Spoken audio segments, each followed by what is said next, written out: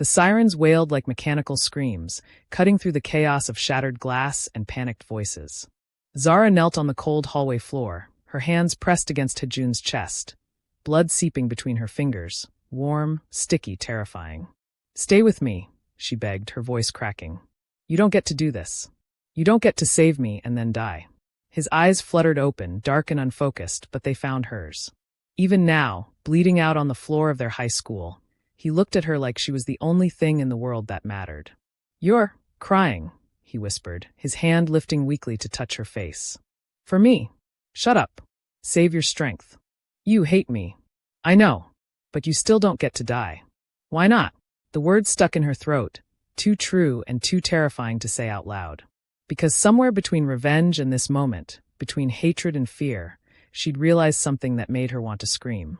She'd never hated him at all. "Because I'm not done with you yet," she said instead, her voice shaking. "I still need to make you suffer. So you have to live. Understand? You have to live." A ghost of a smile touched his lips. Blood stained his teeth. "Okay. For you. I'll try." His eyes closed again.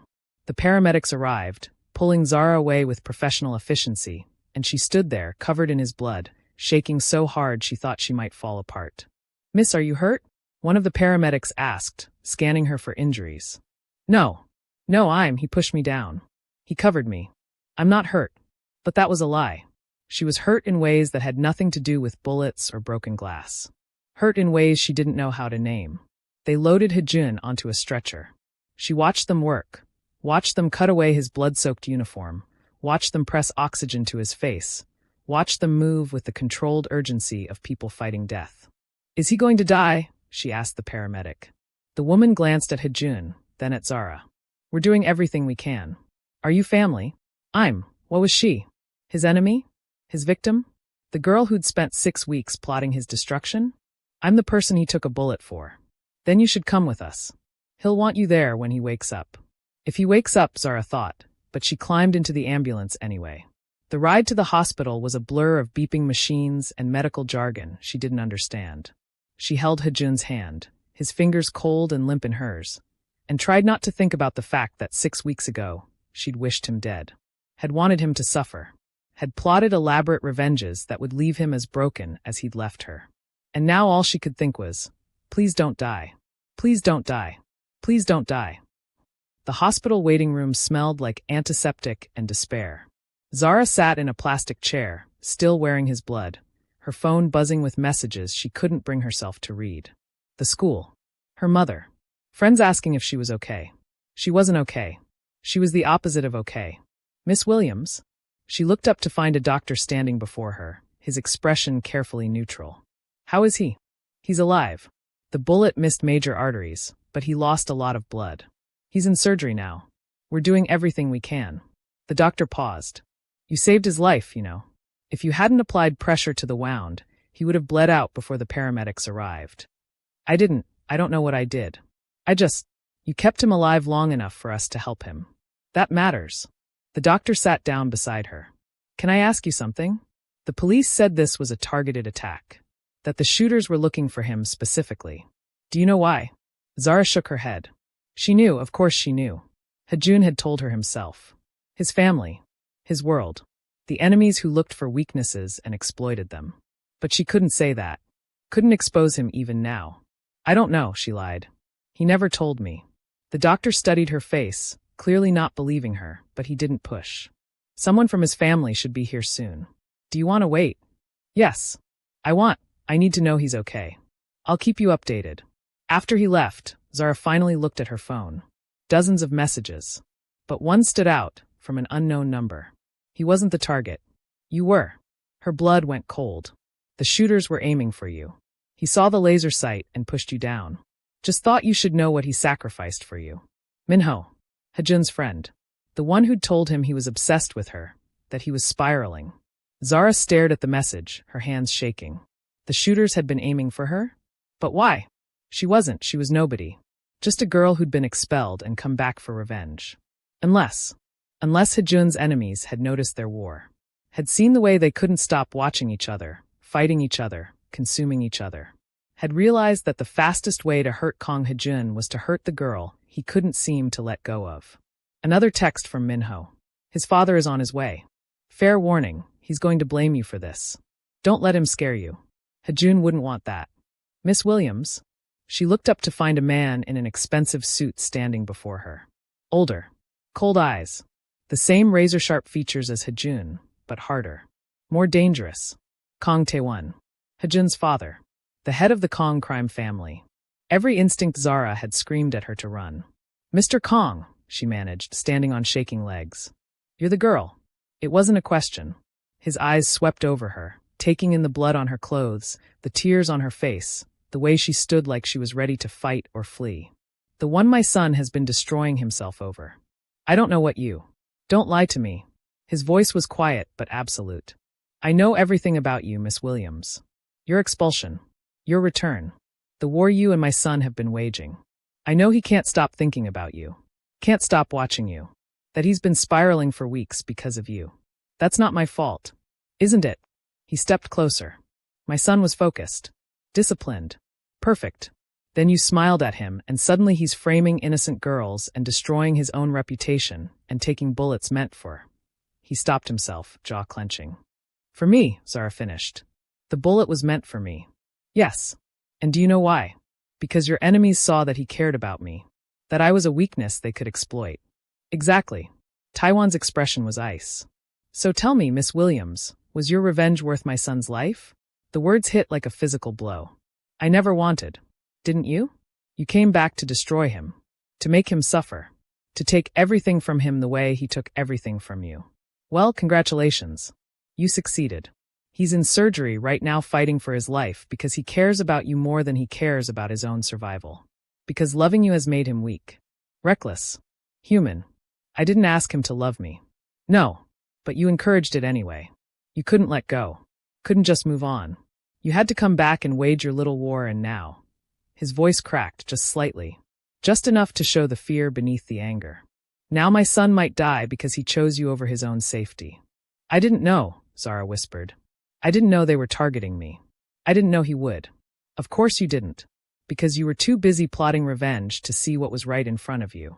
He turned away, hands clenched into fists. When my son wakes up, if he wakes up, you're going to walk away. You're going to disappear from his life completely. No contact. No explanations. Just gone. Do you understand?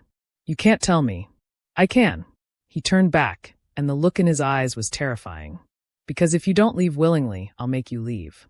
I'll destroy your life so completely that you'll wish my son had succeeded in his frame-up. I'll make sure you never work again, never study again, never have a moment of peace. I will erase you. Hajun wouldn't want that. Hajun is lying in surgery because of you. What he wants is irrelevant. Then he'll hate you for it. For driving me away. Better he hates me than dies for you. They stared at each other, an impossible standoff. Zara, covered in blood and shaking with rage and fear. Tai-won, every inch the crime lord, willing to destroy anything that threatened his son. Mr. Kong, a nurse appeared. Your son is out of surgery. He's stable. You can see him now. Relief crashed over Tai-won's face, so intense it made him look almost human. Thank you. Can I? Family only right now. He's still sedated, but you can sit with him. Tai-won looked at Zara one more time. Go home, Miss Williams. Forget my son. If you care about him at all, you'll do this one thing. You'll let him go. He walked away, following the nurse, leaving Zara standing alone in the waiting room. She should leave. Should walk away like he'd ordered. Should disappear from Hajun's life before she got him killed. But her feet wouldn't move. Because she'd spent 6 weeks trying to destroy him, and now all she wanted was 5 minutes. 5 minutes to see his face. To know he was really alive. To tell him. What? That she was sorry? That she'd never meant for this? That somewhere between hatred and this moment, everything had changed? Her phone buzzed. Another text from Miho. Room 304. 3rd floor. His father just left. You have maybe 10 minutes before he comes back. If you want to see Hajun, now's your chance. Zara stared at the message. This was a terrible idea. His father had just threatened to destroy her life. The smart thing, the safe thing, was to leave. But she'd never been good at safe. She took the elevator to the 3rd floor. Room 304 was at the end of a quiet corridor. Zara pushed open the door slowly, her heart hammering. Hajun lay in the hospital bed, pale and still, machines beeping around him. For lines ran into his arms. A bandage covered his shoulder. He looked young lying there, vulnerable in a way she'd never seen him. She moved to the chair beside his bed, sat down carefully, and just looked at him. "You're an idiot," she whispered. "Taking a bullet for someone who was trying to destroy you. What were you thinking?" He didn't answer. Didn't move. Just kept breathing, steady and alive.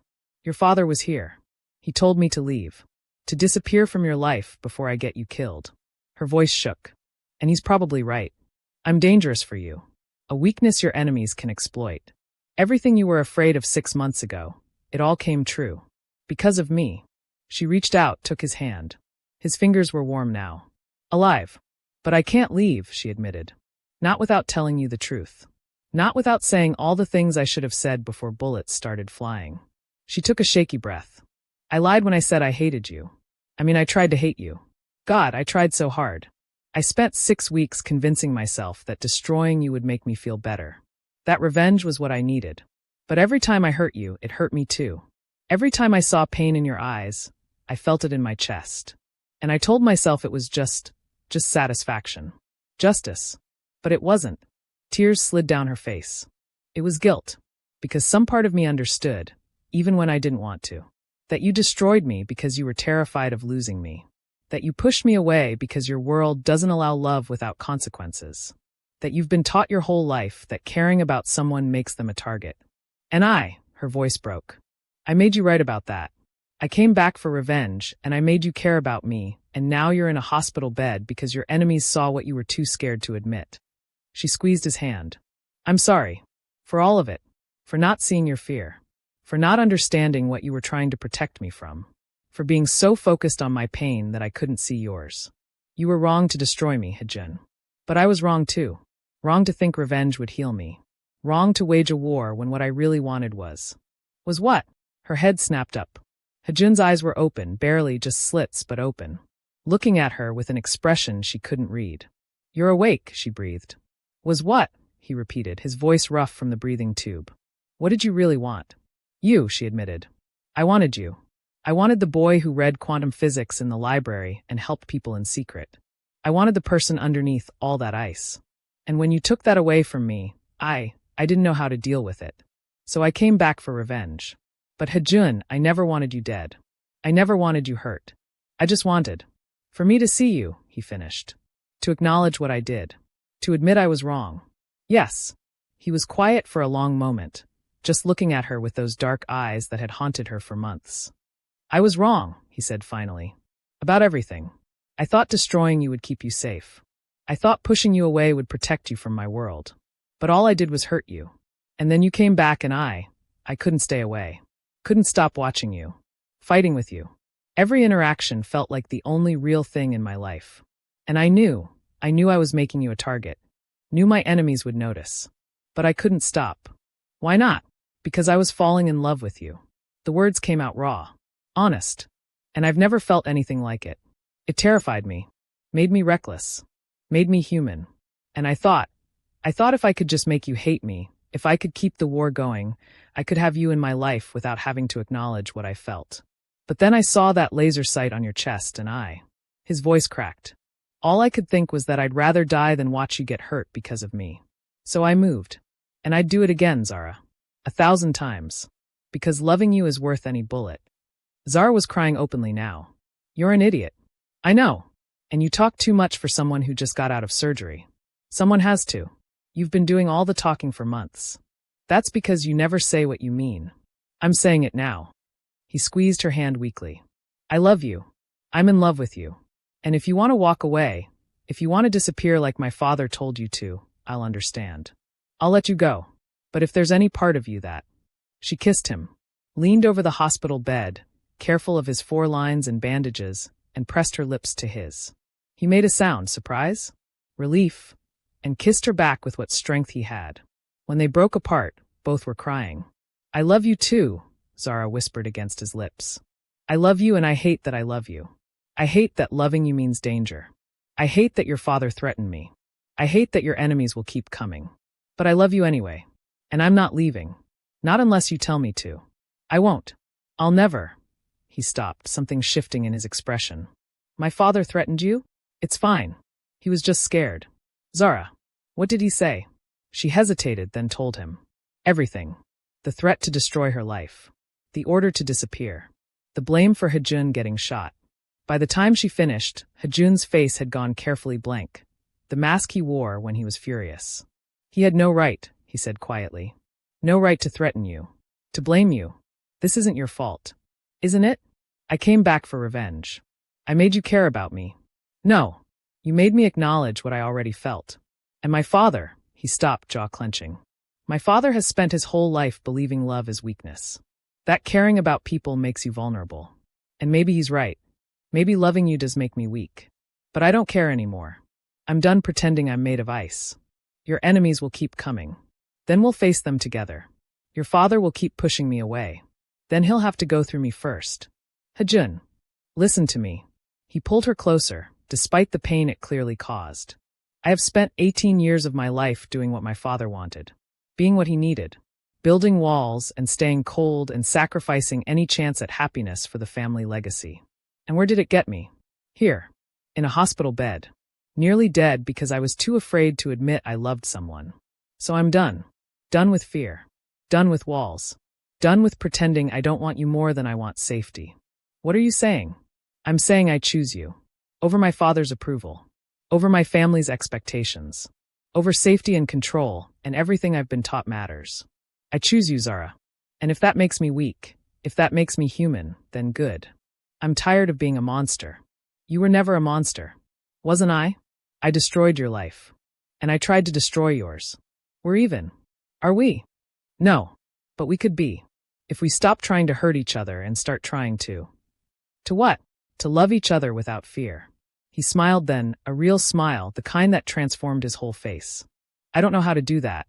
Neither do I. But we can figure it out together. Together, he repeated, like he was testing the word. I like the sound of that. They stayed like that, her hand in his, foreheads nearly touching, until the door opened. Tai-won stood in the doorway, his expression thunderous. I told you to leave, he said to Zara. And I told her to stay, Hejun said, his voice gaining strength. Father, we need to talk. Hejun, you just got out of surgery. You need to rest. What I need is for you to stop threatening the woman I love. The word hung in the air. Love. Said out loud. In front of his father. No taking it back now. Tai-won's face went carefully blank. Hejun. I love her. Hejun's voice was steady. And I don't care what you think about it. I don't care what it costs. I'm not giving her up. So either accept it or what? You'll walk away from your family? Your legacy? Everything I've built for you. If that's what it takes. Yes. Silence fell, heavy and loaded. Tai-won stared at his son, really looked at him, and something shifted in his expression. Not acceptance. Not approval. But something that looked almost like understanding? You sound like your uncle, he said finally. My uncle? Before he died. Before his daughter. Tai-won stopped himself. He chose love over safety too. And it destroyed him. Maybe. Or maybe love was the only real thing he had. Maybe dying for it was better than living without it. That's foolish. That's human. They stared at each other, and Zara felt like she was watching something shift between them. Some fundamental change in their relationship. I can't protect you if you insist on this, Tai-won said finally. I can't keep you safe if you refuse to let me control your life. Then don't protect me. Teach me to protect myself. And her. Stop treating love like it's a weakness and start treating it like the only thing worth fighting for. You're asking me to change everything I believe.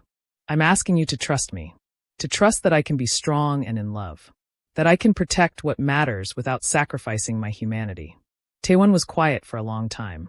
Then he looked at Zara. If you hurt him, I won't. If you make him weak, I'll make him stronger. I promise. He studied her face, searching for lies, for weakness, for any reason to drive her away. Finally, he sighed. You're both fools. But you're fools together, which is... He stopped, something that might have been a smile ghosting across his face. Which is better than being a fool alone, I suppose. Is that approval? Hejun asked, surprised. That's resignation. You're an adult, Hejun. I can't control you. But I can, he paused. I can teach you how to protect what you love. Both of you. If you're willing to learn. We're willing, Zara said before Hejun could respond. Tai-won nodded. Good. Because loving each other is the easy part. Staying alive while doing it, that's the challenge. And if you're serious about this, you'll need to understand what you're up against. We are serious, Hajun said. Then rest. Recover. And when you're healed, we'll talk. About your enemies. About security. About how to build a life that doesn't make you a target. He moved toward the door, then paused. And Miss Williams? Welcome to the family. For better or worse. He left. Zara and Hajun stared at each other in shock. Did your father just accept us? I think so. Hajun laughed, then winced at the pain. I never thought I'd see the day. What changed? You. Us. Me choosing love over fear. Maybe it reminded him of who he used to be. Before this life hardened him. Do you think he means it? About teaching us? I think he's terrified of losing another son. And if teaching us to survive together is what it takes, he'll do it. Hajun pulled her closer. But right now, I don't want to talk about my father or enemies or any of it. Right now I just want. What? This. You. Here. Safe. Real. Zara settled carefully beside him on the hospital bed, her head on his good shoulder. We're really doing this? Despite the danger? Despite everything. We're really doing this. Your enemies will keep coming. Then we'll keep fighting. It's not going to be easy. Nothing worth having ever is. You talk too much for someone who just got shot. And you talk too little for someone who usually never shuts up. She smiled against his chest. We balance each other. Yeah, we do. 3 months later. Zara stood in the hallway of Hanseong Academy, her locker open, packing books for the day. The school had changed since the shooting. More security, stricter protocols, metal detectors at every entrance. But some things hadn't changed. You're blocking my locker. She turned to find Hajun standing behind her, backpack slung over his shoulder, a slight smile on his face. His shoulder was healed now, just a scar he'd carry forever. A reminder of the day everything changed. So move me, she challenged. He stepped closer, backing her against the lockers, and kissed her. Slow, deliberate, public. 3 months ago, this would have sent shockwaves through the school. Now people barely blinked. They'd gotten used to it. Kong Hajun and Zara Williams, the enemies who'd become lovers, the war that had become something else entirely. Get a room, someone called as they passed. Hajun pulled back, smirking. Should we? You have calculus in 10 minutes. So you're not skipping class to make out with me. Why not? You're more interesting than derivatives. That's a low bar. And yet here we are. She laughed, pushing him away gently. Go to class. I'll see you at lunch. Promise? Promise. He kissed her once more, quick, sweet, and headed down the hallway. She watched him go, still half amazed that this was real. That they'd survived. That love had won despite everything. Her phone buzzed. A text from Hajun. You talk too much, nanny. She smiled, typed back. Wrong person. I'm not your nanny. Fine. You talk too much, girlfriend. That's better. Now go to class before I tell your father you're skipping. You wouldn't dare. Try me. I love you. The words still made her heart skip. I love you too. Now go.